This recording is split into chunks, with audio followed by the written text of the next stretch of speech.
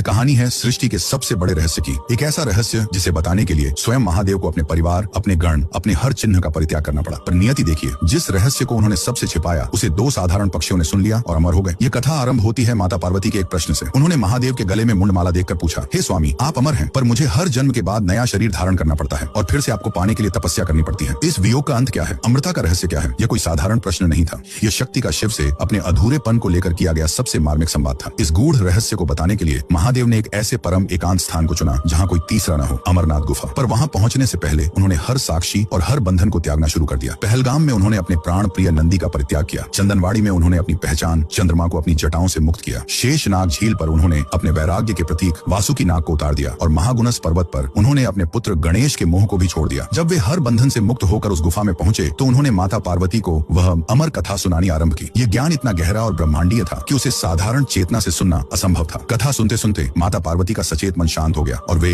योग निद्रा में लीन हो गईं। यह कोई साधारण नींद नहीं बल्कि एक गहरी ध्यान समाधि थी। पर महादेव को कथा के हर चरण पर हूं की ध्वनि सुनाई देती रही। उन्हें लगा कि पार्वती ही सुन रही हैं। वास्तव में उस गुफा में कबूतर के 2 अंडे रखे थे। कथा की दिव्य ऊर्जा और मंत्र ध्वनि से वे अंडे समय से पहले ही फूट गए और उनसे एक कबूतर का जोड़ा निकल आया। ये वही पक्षी थे जो उस ब्रह्मांडीय सत्य को पी रहे थे और सहमति में हूं का स्वर भर रहे थे। जब कथा समाप्त हुई और महादेव ने देखा कि पार्वती तो योग निद्रा में है तो वे क्रोधित हो उठे। तो किसने मेरे इस परम रहस्य को भंग किया? उनकी दृष्टि उन नवजात कबूतरों पर पड़ी जो अमर कथा के तेज से अमर हो चुके थे। सृष्टि का संतुलन बिगड़ चुका था। इस भूल को सुधारने के लिए महादेव ने अपना त्रिशूल उठाया, पर वे रुक गए। उन्होंने सोचा, जिस कथा ने इन्हें अमर बनाया वह मेरे ही शब्द हैं। यदि मैं इन्हें मारता हूँ तो मैं अपने ही वचन, अपनी ही अमर कथा को झूठा सिद्ध कर दूंगा। महादेव का प्रलयंकारी क्रोध उनकी परम करुणा के आगे झुक गया। उन्होंने उन कबूतरों को जीवन दान दिया और वरदान दिया कि वे युगों युगों तक इस गुफा में शिव और शक्ति के शाश्वत प्रेम और उस अमर कथा के जीवंत साक्षी बनकर निवास करेंगे। उस अमरनाथ महादेव के सम्मान में जिनकी करुणा उनके नियमों से भी बढ़ी है, कमेंट्स में जय बाबा अमरनाथ अवश्य लिखें।